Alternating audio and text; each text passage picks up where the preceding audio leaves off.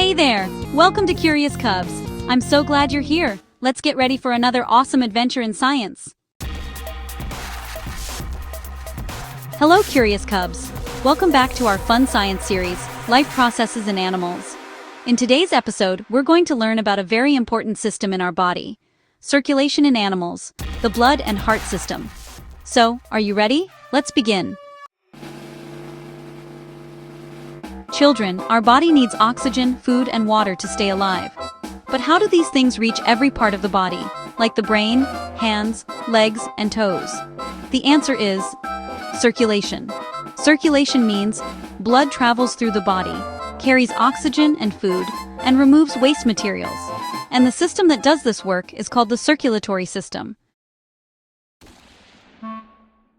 Now let's talk about the hero of the system, blood. Blood is a red liquid that flows inside our body. But do you know? Blood is made of different parts. Let's see. So, blood has four main parts. First, there's plasma. It's this light yellow liquid that, carries food, water, salts, and waste all around the body. Next up are red blood cells, or RBCs. They contain hemoglobin and carry oxygen. Oh, and RBCs are actually what give blood its red color. Now, moving on, we've got white blood cells, or WBCs. They're kind of like our bodyguards. They protect us from germs and diseases. And finally, platelets. These little guys help in blood clotting. So, when we get a cut, platelets rush in to stop the bleeding. Blood is super important because it does a lot of things.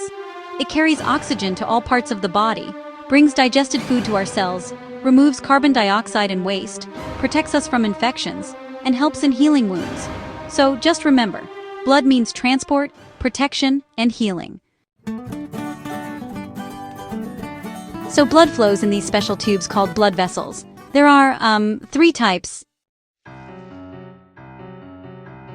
First, we've got arteries. They carry blood away from the heart, and usually carry oxygen-rich blood. Plus, arteries have thick walls. Next up are veins. Veins carry blood toward the heart. They usually have carbon dioxide-rich blood, and their walls are thinner than arteries. And then there are capillaries. These are very tiny blood vessels that connect arteries and veins. Capillaries are super important because they exchange oxygen, food, and waste with our cells. Now let's meet the boss of the circulatory system. The heart.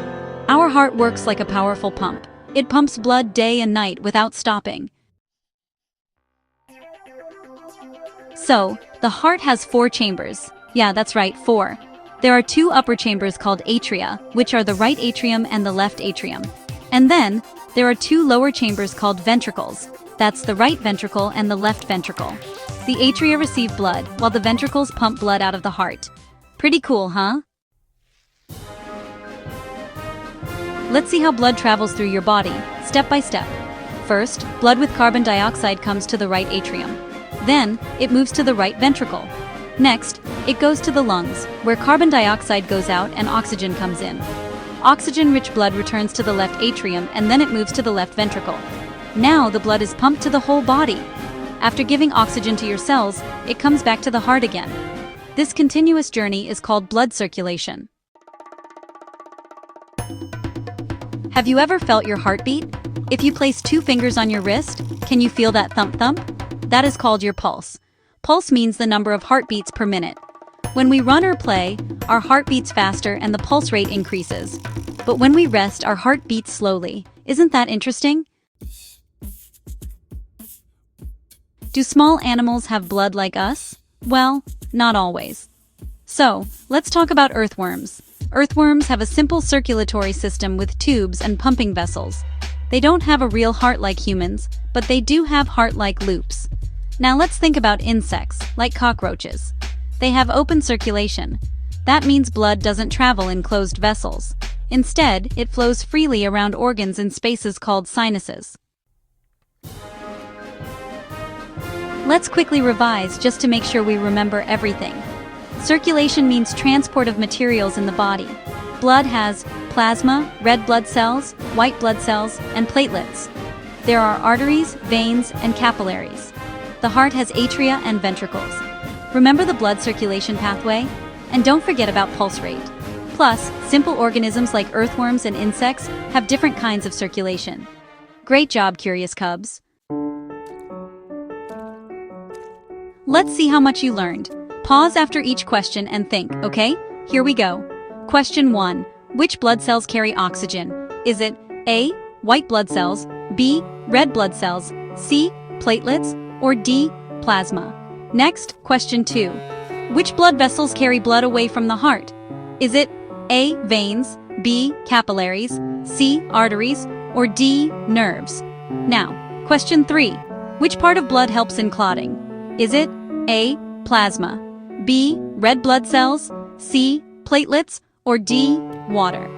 Question 4. How many chambers does the heart have? Is it A2, B3, C4, or D5? And finally, question 5. In insects, blood circulation is A. Closed, B. Open, C. No circulation, or D. Only in lungs. Write your answers in the comments. Thank you for watching Curious Cub. Like, share, and subscribe for more fun learning videos. Our next topic will be excretion in animals. Until then, stay curious, keep learning with Curious Cub.